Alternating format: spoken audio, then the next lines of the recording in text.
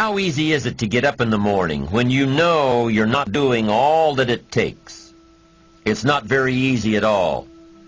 You can just lay there awake thinking, oh, what's a few more minutes in bed? It won't matter much anyway. Wrong. It does matter. It will matter. Now, how easy is it to get up in the morning when you're pouring it on, doing the best you can, anxious to get going, make progress toward your dreams? It's a whole different story. When you're resting to renew your reserves, it's much different than resting to avoid your day. When you're psyched up and excited for your life, when you're excited for what you've planned to accomplish for the day, it's amazing. You'll wake up before the alarm clock even tries to startle you awake. Your successes fuel your ambition. Your successes give you extra energy. Your successes pave the way for more successes. It's the snowball effect. With one success, you're excited to meet another, and another, and another. And pretty soon, the disciplines that were so difficult in the beginning, the disciplines that got you going, are now part of your philosophy. How do you know when you're successful? Do you have to be a millionaire? No. All we ask of you is that you earn all you possibly can. If you earn $10,000 a year and that's the best you can do, that's enough. God and everything else will see to it that you're okay. The key is to just do the best you can. If it's $10,000 a year, wonderful. If it's $100,000 a year, wonderful. If it's $1 million a year, wonderful. It doesn't matter $10,000 a year or $1 million a year. It doesn't matter as long as you've done the best you possibly can. Earn the most you possibly can. Be the most you possibly can. And here's why. The essence of life is growth. The essence of life is growth, to do the best you can. And here's what's interesting. Humans are the only life form that will do less than they possibly can. Humans are the only life form that will settle for less. Every other life form except human beings strive to its maximum capacity. How tall will a tree grow?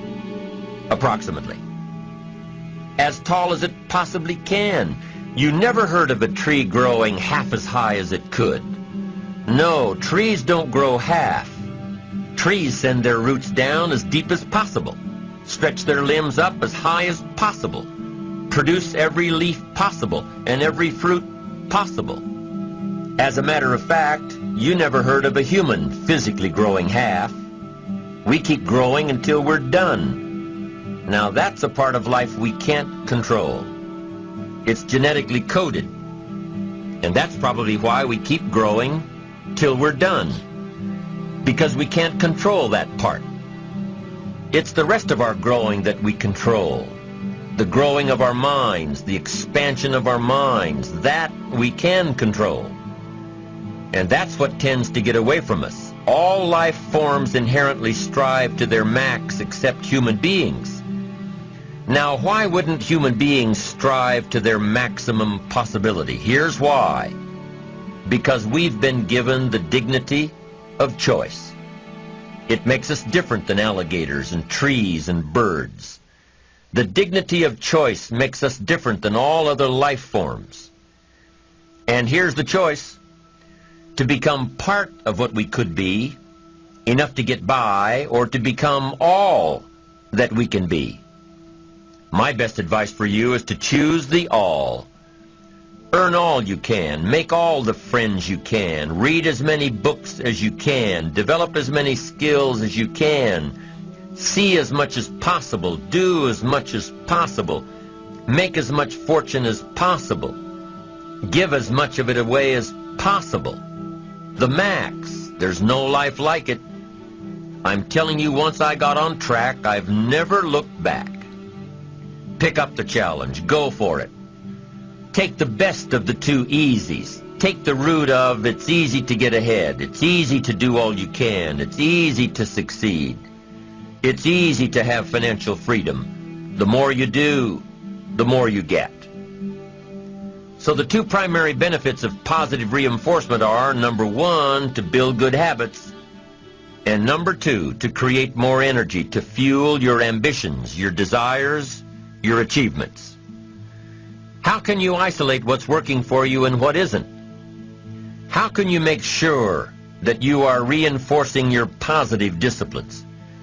Well, if it isn't apparent, easy to see right away, if what you're doing is happening in such small increments that you're not sure if you're on track, then you need to be writing it down. You need to keep a journal anyway. But if you really aren't sure that what you're doing is making measurable progress, you need to keep a written record. You need to write down everything that may be relevant in your day. What you did, who you saw, what you felt, how it may or may not affect you now and in the future. The best way to track your activities of the day is to write them down. The best way to track your activities of the week is to write them down. The best way to analyze your progress through the year is to have written it down. Why? So you can look back on it. Because by keeping a written record of your life, you will be more accountable. By putting into writing the action steps that you have planned, you will easily see what works and what doesn't. Most people just try to get through the day, never writing anything down, never keeping track of their progress along the way, never really knowing if they are doing all they can to reach their goals, to drive their ambition. But gifted people learn to get from the day. They don't let a day end without picking up some valuable experience, some emotional content, some idea that may positively affect their future. To get the most from a day, to learn the most from a day, you need to be able to reflect on the day. And how can you reflect on a day unless you record it in history?